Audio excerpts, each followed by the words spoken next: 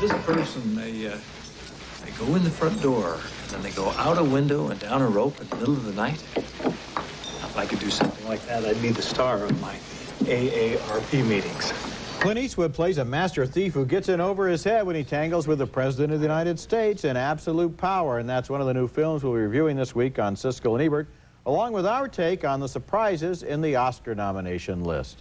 I'm Roger Ebert of the Chicago Sun-Times. And I'm Gene Siskel of the Chicago Tribune. Our first film is Absolute Power, directed and starring Clint Eastwood, co-starring Gene Hackman, Ed Harris, and Judy Davis. Those are heavy-duty actors in a trivial and tasteless and totally unbelievable action picture. Eastwood plays a thief who breaks into a rich man's home and then hears noises. The guy's wife comes into the bedroom where Eastwood has scored big time. He's sitting right behind a one-way mirror, and he's looking at her with another guy, an arrogant, vicious drunk who brutally assaults her in a very ugly scene. And then the capper. This is no ordinary guy. It's the President of the United States. His agents do away with the woman. Eastwood witnesses all of this behind that mirror, and he becomes a hunted man after the President's men discover someone was there all along. What do I do? Nothing. Because he's making a terrible mistake. He thinks he has time. He doesn't. Seth Frank's too good. He'll bring him in. Then what? Then I'd kill him. Scott Glenn plays the murderous Secret Service man who tries to pump an unsuspecting detective played by Ed Harris. Red tape you want cut. Done. It's my numbers. Any leads? Yeah, we're still trying to figure out what happened. Eastwood's character is a good one, a master criminal who avoids the limelight, and this scene with his estranged daughter, played by Laura Linney, is a good one. I was thinking of moving to a kinder, more gentle climate. I thought I'd talk it over with you, being as you're the only family I have. Luther, you don't have me. Kate, You know what it's like to be the only kid at Show and Tell who got to talk about visiting day? But when the movie reverts to all the President's men, that's where Absolute Power gets preposterous. We sit there thinking, this is absurd, as they plot to knock out Eastwood's character. He, in turn, sets up Chief of Staff Judy Davis by sending her a gift, along with a forged note from the President. I sent a note. Yes, yes. Do you think I don't know your writing? I assumed you wanted me to wear it tonight. Gloria, it's lovely. Yes. And you know what else? What else? Christy Sullivan wore it the night she was killed. I would have liked to have seen Clint Eastwood's character appear in a better, more credible story. It's a good character. I think he's wasted in Absolute Power. This is one of the best movies Clint Eastwood has made, and it's a fabulous thriller. It works from beginning to end, and one of the best things about it is that the characters work as human beings. The relationship between the father and the daughter, that really works. I said the way so, too. The way the cop has a relationship with the daughter, the way the Secret Service man, who you call murderous, actually has twinges of conscience and cannot go through with this entire program. The way the Somebody chief of dies, staff, somebody's murdered. somebody is murdered, but Yeah. I'm talking about the payoff. That which, was a description of murderous. well, but you say he's murderous at that point. He's not murderous anymore at that point. This is a thriller about a bad, mean drunk who does bad things and has to pay the consequence for it. And I'm telling you that when I What do we want, more good taste in our thrillers? What? Not gross. Not so gross that I don't even accept it. Gene Hackman has a quality of excellence in him. He's one of our 2 or 3 finest actors in the last quarter wonderful century. in this film. He's wonderful in Roger, this film. this is a role that dozens of people could have done, lesser people could have done. And I really, did you really buy this plot? You know, Yes. somebody is just, you bought this as all credible. You think this could happen? Gene, You just said yes. First of all, yes. I mean, if you look at Oliver North and if you look at some of these other things, of course something like this could happen. Yes, of course it could. And I've seen another critic describe this film as a comedy because it's so preposterous. I've seen a lot of critics describe it as one of Eastwood's best work. Why don't we just compare our notes? Okay. That's what you want to do. Okay, next movie. Our next movie is That Darn Cat, a remake of a 1965 Disney comedy about a cat that leads the FBI. Talk about movies that aren't credible. It leads the FBI and its young owner to the solution of a crime. The movie stars Christina Ricci from the Addams Family as a 16-year-old who thinks she has info on the kidnapping of a local maid. She tells FBI agent Dougie Doug that the important new evidence was turned up by her cat, named DC. Look, this is what I got off my cat, okay? Look, see, it says help on the back. I think it's from her.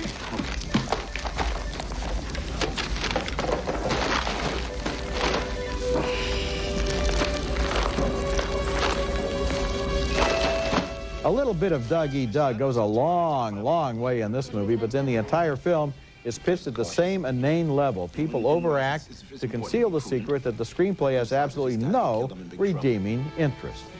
You're going in! 1,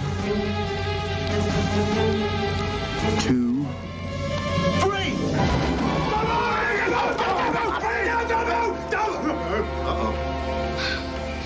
You know, we have a doorbell. I mentioned that the acting was not so great in this movie. I would extend that statement to apply to the cat, who is also not interesting.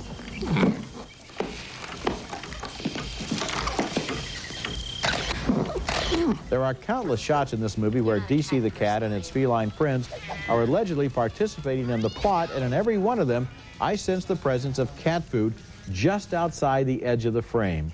Even then, DC looked annoyed and impatient most of the time, and since I had to watch the movie, I could identify with that. Oh, ridiculous. The cat basically, what's the most He common runs around. He runs across a ledge. Yeah. That's it, yeah. because they couldn't get a performance out of it. And then, did you notice the cat? She always has to lug him around. The cat will sit there and she'll pick him up and walk around while ascribing thoughts to the cat, while the cat looks like it just wants to be put down. And Dougie Doug, let's get into why a little of him goes a long way. Because he's doing a bug-eyed performance that's 60 years old when it comes from an African-American today, right? Well, I'm not. Oh. We could talk about that because I think he has the right to do any He comic has the right to do any comedy, and we have the right. right to say, hey, you're sending off echoes of unhappy stuff. One of the things right? I hated, Didn't you could think of it that way. One of the things that I didn't like was the last 30 or 40 minutes of the movie. I swear maybe it was the last hour of the movie, I don't know, which consisted of an endless chase scene, which, as far as I could tell, was pointless. We've spent too much time on That Darn Cat. Coming up next, Matthew Perry is a New York businessman who shares a sweet night with a Mexican-American woman in Las Vegas, and it leads to marriage in Fools Rush In.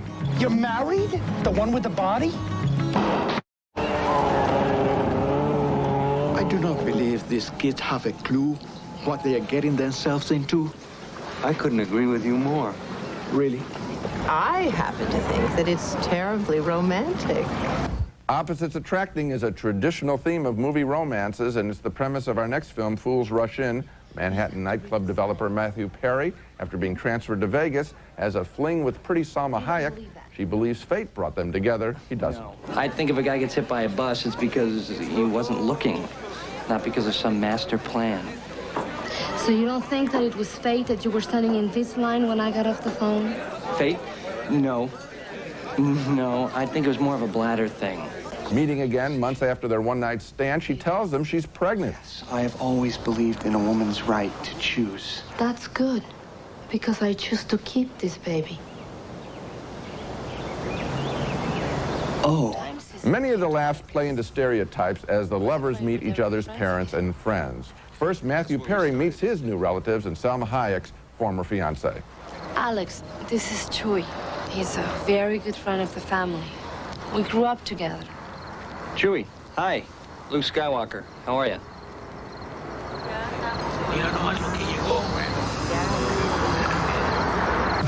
Later, Hayek is mistaken for the maid by Matthew Perry's waspy parents, who show up for a surprise visit. You should have told them. I wanted to do it in person, okay? Why is that so hard for you to understand?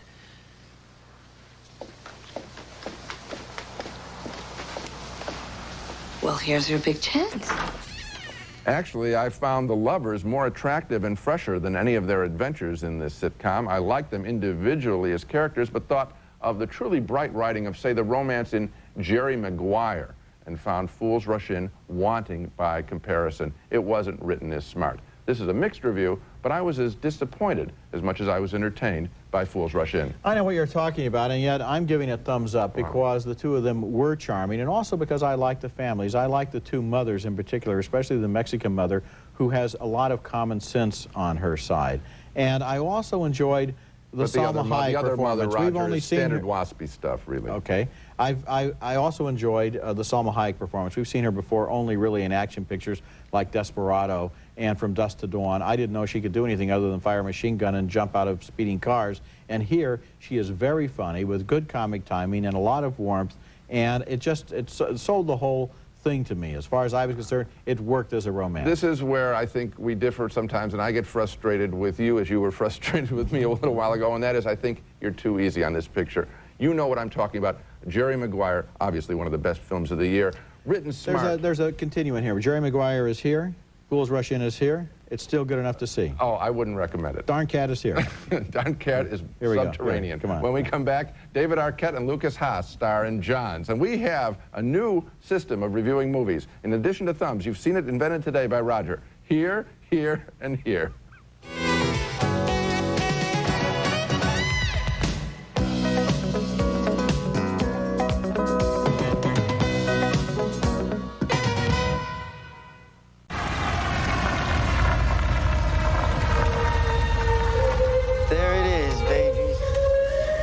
Mr. John's last day. Come on, John. Those are two male hustlers working Santa Monica Boulevard in Los Angeles in Johns, a moody and atmospheric new film about the struggle to survive in the sexual underworld. David Arquette stars there as John, a more experienced operator who has taken on Lucas Haas as sort of a protege. The first thing I do is I ask them if they are in any way affiliated with the LA Police Department. Right. I still don't see why I got to do that, son. I mean, they're not going to say yes. Get it on the record. What record? The record. It's legal. How do you know so much about the law? I date a lot of lawyers, man. I know. There's a certain amount of easy symbolism in the movie, maybe too easy, when we learn that John is about to turn 21 on Christmas Day, and that Christmas Eve has started out badly with the theft of his lucky sneakers. I got me some heaven. One day and one night and doing it right. Drinking champagne, eating burgers, watching cable TV. I'm gonna be somebody for a day. We meet some of their clients in the film, including the shifty, cheating husband played here with perfect pitch by Elliot Gould. I need to borrow some money. You know, I'll pay you back, or I could work it off. Is this some kind of a blackmail scheme? Like Midnight Cowboy and My Own Private Idaho, this is a movie about young men who are basically too defenseless and naive to survive in the world they have been forced to inhabit. Yet we sense there's a lot of realism in this portrait, especially in the way the street people form a loosely knit community that shares information and tries to look out for its members. Johns is not a perfect film. The symbolism gets in the way of the story, but it's well acted and very good at creating the desperate repetition of street life. I think it's a very well acted. I hope you're not putting it in the category of the films that you named, Midnight Cowboy. I mean, this is not anywhere near that level, right? You're just saying... I was making a point about the fact that it shared similar subject matter. Okay. I'm going to recommend the film, but I would rather have seen a documentary on the same subject, a harder edge to it. And I think that's what you're picking up on with the symbolism. They're trying to force this material, which I think that there's into a story that doesn't need to be forced into. Exactly yes, right. It would be better if it were more nihilistic or more minimalist. Or it was just about their lives rather than being having a story structure imposed upon extremely interesting characters and if there is ever a place where there is no order, it would be on the street, where random violence, random anything, random pleasures occur. Coming up next, our reaction to the surprise winners and losers in the Oscar nominations list announced earlier this week. Time and time again, I've said that I don't care. Annual Academy Awards were announced this week, and as always, there were some big surprises among both the lucky nominees and the not-so-lucky who were shut out. The biggest surprise loser had to be Madonna, not nominated for her performance in Evita. All my words desert me, so anyone can hurt me, and they do. What explains the omission? She was absolutely convincing in the role, but the movie doesn't take a hard enough look at who Eva Perón really was. Additionally, Madonna may have really stepped in it back in December At the London premiere of Evita, she said she did expect to get a nomination. And finally, maybe the Actors Branch thought her role wasn't that tough because she's a singer, and without dialogue, that's not acting. I think they're wrong. I think they were also wrong about Courtney Love. She's had drug problems, they may have thought, so her character in The People vs. Larry Flint has drug problems. That's not acting.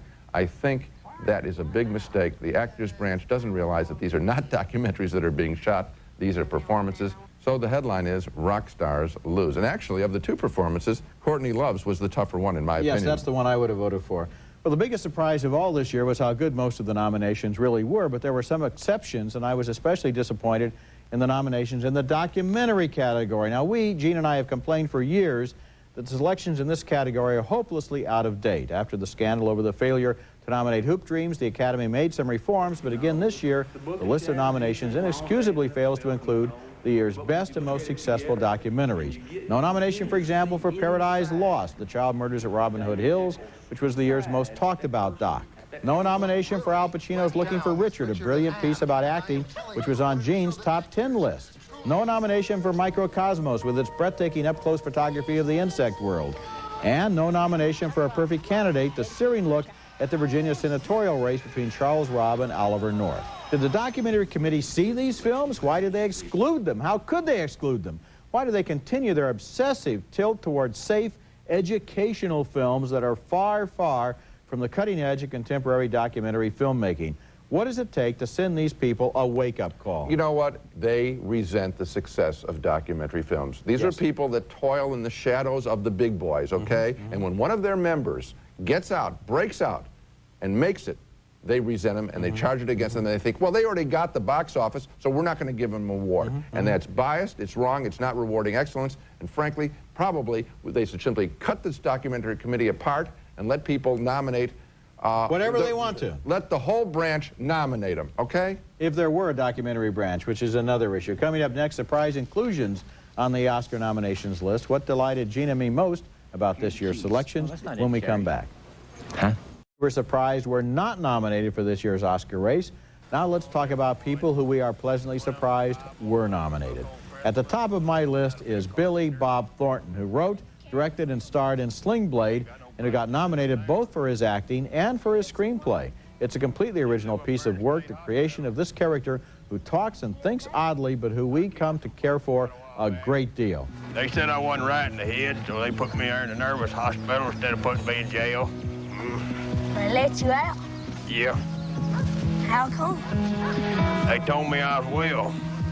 Had to turn me loose. In my newspaper review of Sling Blade, I wrote, if there were the slightest justice and curiosity in the Academy Award process, Thornton's work would get a nomination. Well, I guess there was justice, and I guess there was curiosity because it did get nominated, and that's great because it will allow more people to see this special and powerful motion picture. And he can thank videotape for his nomination because this film grossed less than $500,000, and yet the Academy voters saw it on tape. They did their homework. And they should be congratulated. That's a terrific nomination, and so is this one that I really pushed for. William H. Macy, nominated as Best Supporting Actor as the sad sack, heavily in debt car dealer who dreams up an idiotic plot to ransom his wife through his rich father-in-law in Fargo, the year's best film. No, see, they only deal with me. You feel this nervousness on the phone there? They're very... These guys are dangerous. All the more reason. I don't want you... With all due respect, Jerry, I don't want you mucking this up. Actually, I thought William H. Macy deserves to be in the lead category, but I'm delighted he received recognition for playing a loser, the kind of roles that are often overlooked. I've raved about Fargo since it first opened 11 months ago, and William H. Macy's understated, imploding performance as car dealer Jerry Lundegaard is critical to the film's success. Boy, it sure is. And you know, I looked at the movie not long ago again on video. It's when I just hope that the Academy voters, before they just cave in and go with something respectable like English Patient, or Shine, or something sentimental like Shine, just look at Fargo on tape and see that this is exciting, original, dynamic, alive work, and give it a chance. Give a good movie a chance. The performances and the visual look at it. I've already seen a TV commercial that rips off the overhead shot of the snow-filled parking lot. This is a brilliant piece of artistic work. Let's make it win. What else can I say? Now let's get out the pom-poms. Yeah. Okay, let's take another look at the movies we reviewed on this show. A split decision for Absolute Power, the Clint Eastwood thriller. I thought it was smart and suspenseful, one of Eastwood's best. Gene felt there were way too many holes in the ridiculous plot. 2 thumbs down for That Darn Cat, a movie so darn bad that even the darn cat wasn't all that darn entertaining. A split decision on Fools Rush In. I love the energy and chemistry in its offbeat love story. Gene could see too much of the formula, even though he did like the actors.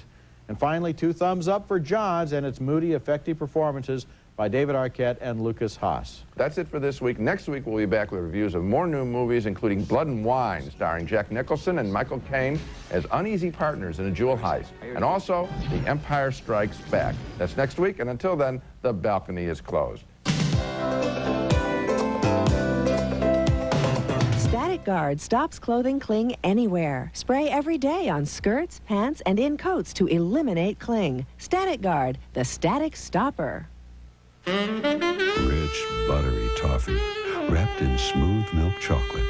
Isn't it time you had a Heath bar? Have a Heath. You have a 30-year mortgage. So shouldn't you have a 30-year faucet? Moen. Buy it for looks. Buy it for life. One loan, one payment each month, and nothing more. With a combo loan from the Money Store, you can refinance your mortgage and consolidate your bills. Call 1-800-LOAN-YES.